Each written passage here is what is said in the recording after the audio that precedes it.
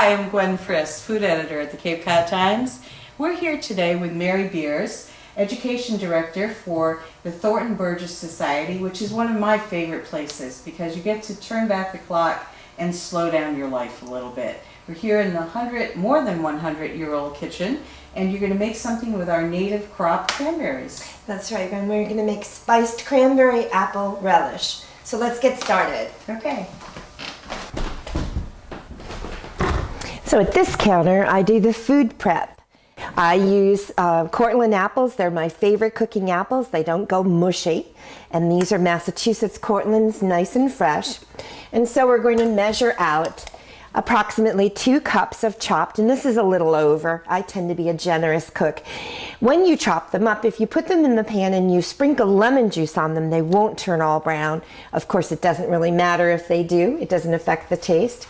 And then this is a 4-cup measurer.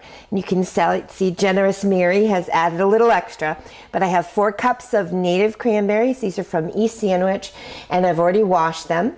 So we're going to be using that. I'm using 1/2 cup of golden raisins. They just happen to be what I have today, but any kind of raisins are fine.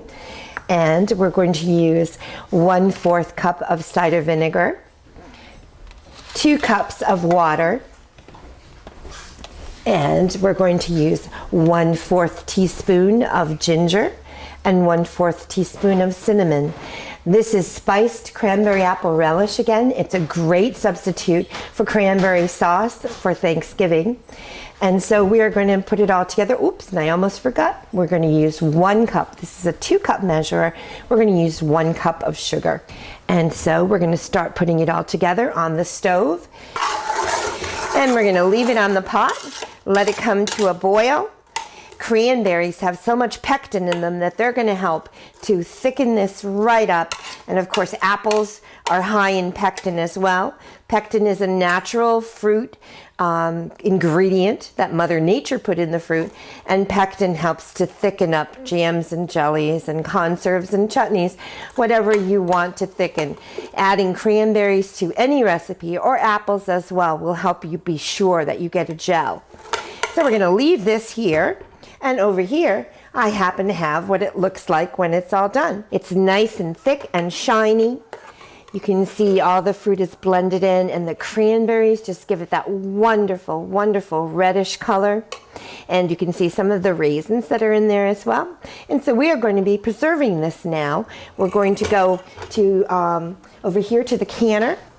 I'm using ball jars today, canning jars. I've washed them with soap and hot water, and I've placed them in a water bath.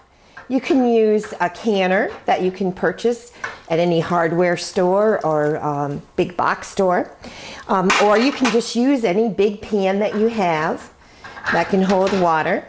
I'm going to pull out 5 of the jars because I think that's going to be as much as we're going to use today. This is a jar lifter to preserve your hands so you don't have to reach into the boiling hot water. And then over here in this pan, I have my funnels. Anything that touches the jam or whatever product you're making must be sterile. This is a bubble wand, and I'll go through that why we have that as well. And I also have a ladle, and the ladle is going to help me to dish out my fruit. So we're going to move over to the counter, and we're going to go through the jarring up process. Now we're at the counter. I'm going to place my bubble wand across this metal bowl. What I did ahead of time is I took the covers, which are these flat discs, and I poured them boiling water into the bowl, and I slid each cover in.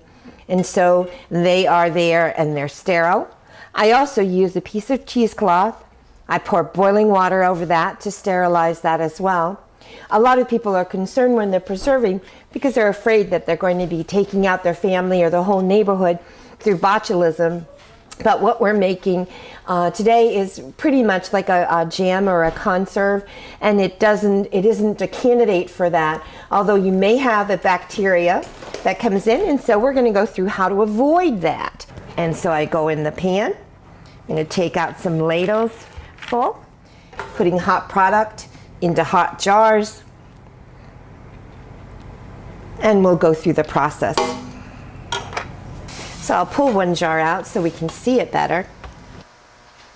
The bacteria that would affect this is aerobic. And so I'm going to create an anaerobic environment.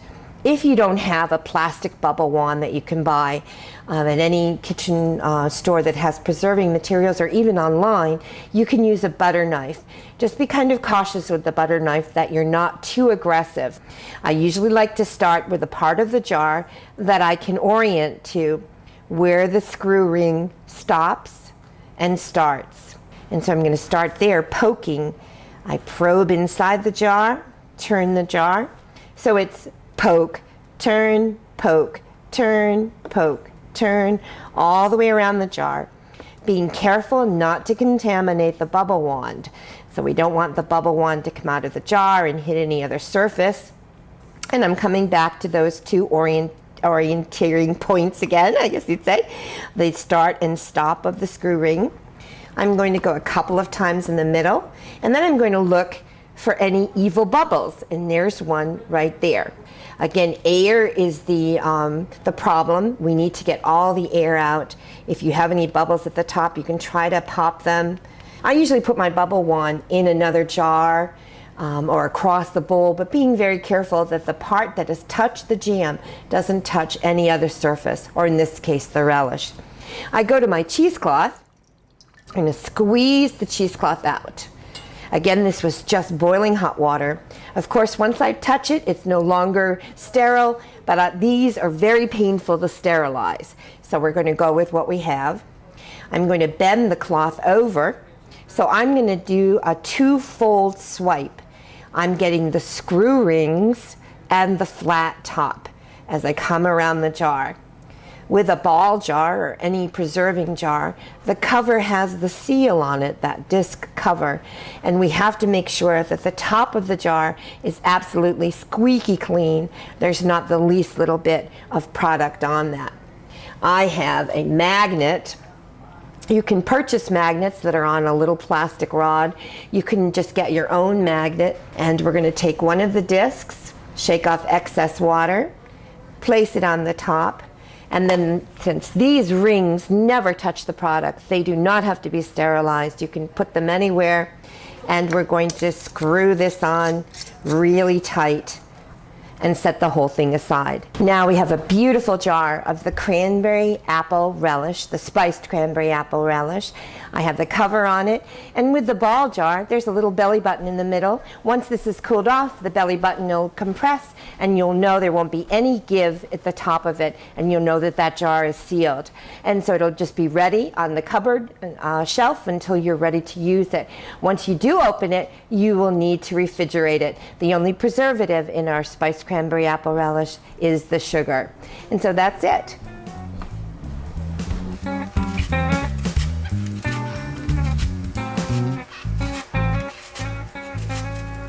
The trick is to not break the skin. It's like a little contest.